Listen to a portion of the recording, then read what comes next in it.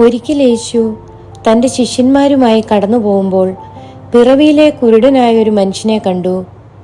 അവൻ്റെ ശിഷ്യന്മാർ അവനോട്, റബ്ബി, ഇവൻ കുരുടനായി പിറക്കത്തക്കവണ്ണം പാപം ചെയ്തത് ആര് എന്ന് ചോദിച്ചു.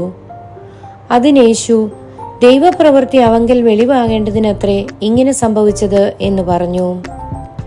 എന്നിട്ടവൻ നിലത്ത് തുപ്പി തുപ്പൽ കൊണ്ട് ചേറുണ്ടാക്കി ചേറ് അവൻ്റെ കണ്ണിന്മേൽ പൂശി.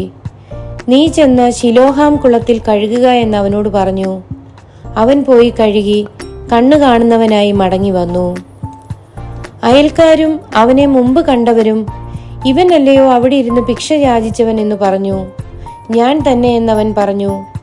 നിന്റെ കണ്ണ് തുറന്നതെങ്ങനെ എന്നവർ ചോദിച്ചതിന്, യേശു എന്നു പേരുള്ള മനുഷ്യൻ ചേറുണ്ടാക്കി എൻ്റെ കണ്ണിന്മേൽ പൂശി ശിലോഹാം കുളത്തിൽ ചെന്ന് കഴുകുക എന്ന് പറഞ്ഞു. ഞാൻ പോയി കഴുകി കാഴ്ച പ്രാപിച്ചു എന്ന് ഉത്തരം പറഞ്ഞു.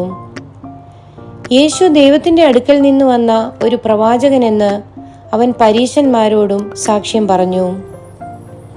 യേശു ചെയ്ത ഈ അത്ഭുത പ്രവൃത്തിയെക്കുറിച്ച് ധ്യാനിക്കുന്ന നമ്മെ ഏവരെയും ദൈവം അനുഗ്രഹിക്കട്ടെ.